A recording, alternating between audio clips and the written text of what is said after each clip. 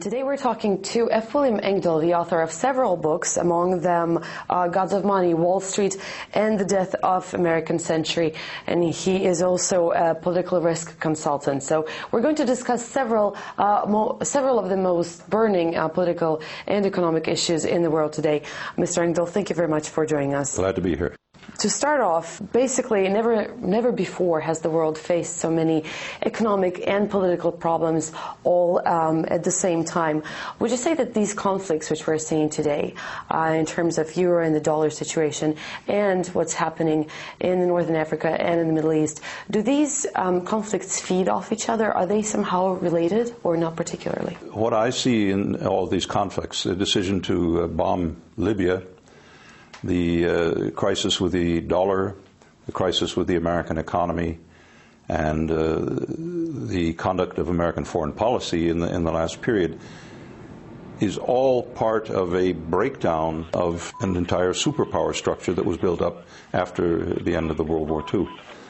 And nobody in Washington wants to admit, just as nobody in Britain 100 years ago wanted to admit that the British Empire was in terminal decline. All of this is related to the attempt to keep this sole superpower not only intact, but to spread its influence over the rest of the planet. And that, not surprisingly, much of the world is not too eager to see that.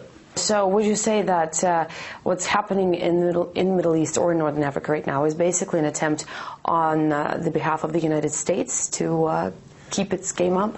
Very much so. The plan was first announced by George W. Bush when he was president, just after the invasion of Iraq in 2003 at a G8 meeting, and it was called the Greater Middle East Project.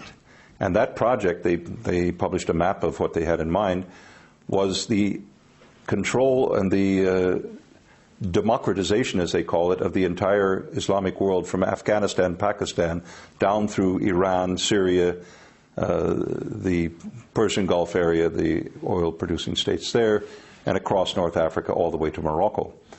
And the events, the so-called Arab Spring, have been planned years back, and the instigators of those so-called spontaneous protests, these Twitter revolts in Cairo and Tunisia and so forth over the last months, have all been pre-organized assiduously. Some of the leaders of the protests have been trained in Belgrade in Serbia by Otpor activists financed by the U.S. State Department. This thing has State Department and U.S. intelligence all over it. And why are they doing this? Well, two things in my view. One, there is vast wealth in the hands of the leading circles in the Arab world. Vast wealth. Sovereign wealth funds of countries like Kuwait and other countries, but also just the resources. And one of the agendas is to introduce, as was done in the Soviet Union after 1991, with the collapse of the Soviet Union, the agenda of IMF privatization, free market economy, and so forth, so that Western banks and financial agencies and corporations could come in and take the plunder. The second agenda is militarily, in places such as Libya or South Sudan, now the so-called Republic of South Sudan, to militarize those oil sources that are directly strategic to China's future economic growth. So this is all about controlling Eurasia, something Zbigniew Brzezinski talked about back in 1997 in his famous book, The Grand Chess Game. And controlling especially Russia and China and any potential cohesion of the Eurasian countries economically and politically. But as a result of the so-called Arab Spring, can we honestly say that Middle East and Northern African countries, which have gone through with the changes, have they really become more democratic? Egyptian and Tunisian friends of mine say that it's just the opposite. The economy is in far worse shape. Libya had the highest living standard in all of Africa before the bombings of NATO. Today, the country is in ruins because of those bombings, not because of Gaddafi. The economy of Egypt is in dire straits. The military remains in control. The military high command of Egypt was sitting in the Pentagon when the revolts kicked off and waited for a signal from the Pentagon when to return and take control of those events. So will the instigators of the conflicts, who seem to be, the United States and maybe some of the European powers, if we look at Libya, will they be able to restore normality in these countries, or is it not even in their interest? I don't think they give a moment's thought to normality or normalization. I think what their concern is, especially the Pentagon, is military control. The next step will be in this so-called Transitional National Council in Libya is to have that puppet government give NATO permanent basing rights inside Libya, something they never had before under Gaddafi. South Sudan, a similar thing. They're defenseless unless they have NATO forces in there. The AFRICOM is coordinating this, the Pentagon's Africa Command, which was, interestingly enough, created just after China's 2006 Africa diplomacy, where 40 heads of African nations were invited to Beijing, and enormous deals were signed with the Chinese companies for oil exploration, to build hospitals, give soft loans, everything the IMF didn't do in Africa in the last 30 years. The Chinese began doing, and that had enormous results for China. I know that you have a very interesting opinion on this. Who would you say pays for wars waged by the United States? Well, you have to go back to the role in the last 20 or 30 years, actually it began in the 80s, with the role of the dollar as world reserve currency. And China has an enormous trade surplus. Walmart is essentially an outpost of Chinese manufacturing in America today. So the 300 billion plus of surplus dollars that the Central Bank of China amasses every year, what do you do with that? Well, there's few markets big enough to invest in. Supposedly they could buy gold for their central bank reserves, which they are doing, by the way. But the only place they can invest it, as they see it right now, or until very recently, is either in dollars or in the euro.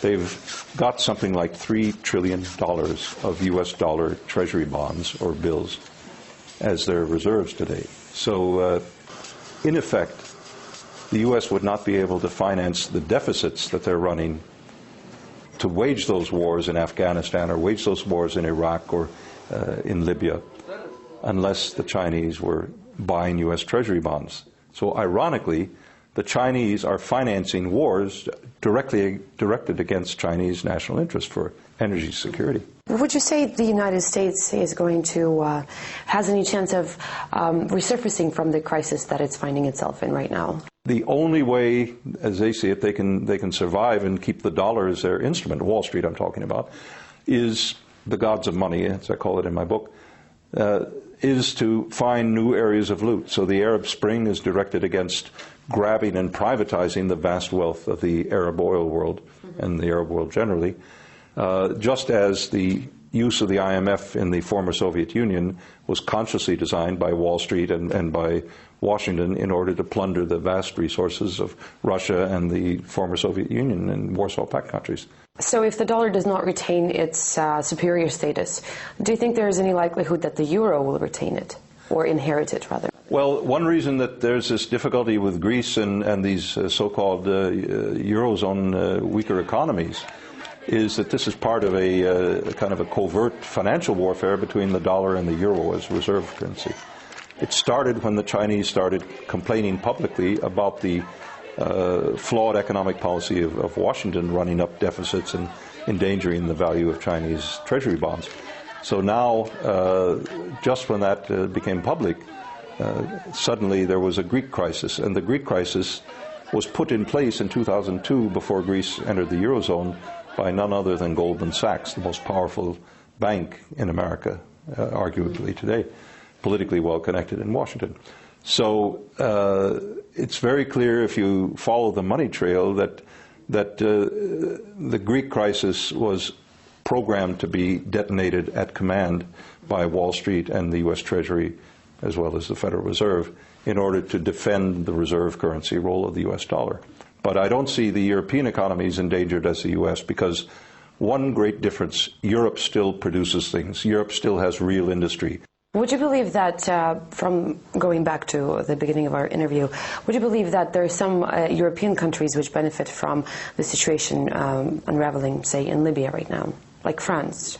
Well, I was just going to say, Sarkozy had a meeting in March when the whole drama in Libya kicked off. He invited leaders of this so-called Transitional National Council to Paris and made them whispered sweet nothings in their ears about having control of the oil resources of eastern Libya, and poured money, weapons. The CIA and the French intelligence have been pouring arms into these insurgent groups inside Libya. This is an armed insurrection financed by NATO countries in Libya. It's no peaceful Twitter revolution of a bunch of kids who have a dream of American-style democracy or something.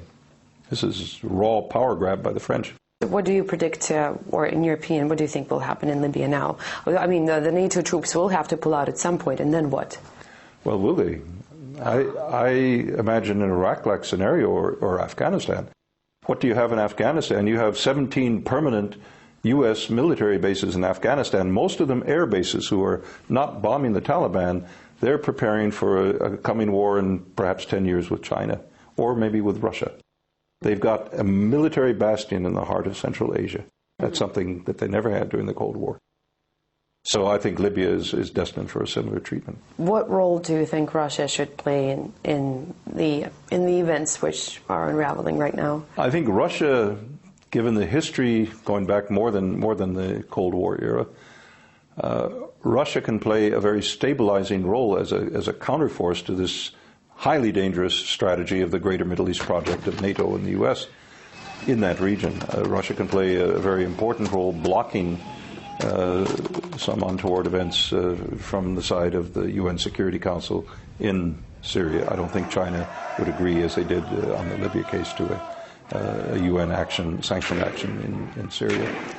But in more ways than that, Russia can play a very constructive role, I think, in the region to try to counter this destabilization. I would hope they do. Mr. Engdahl, thank you very much for your time.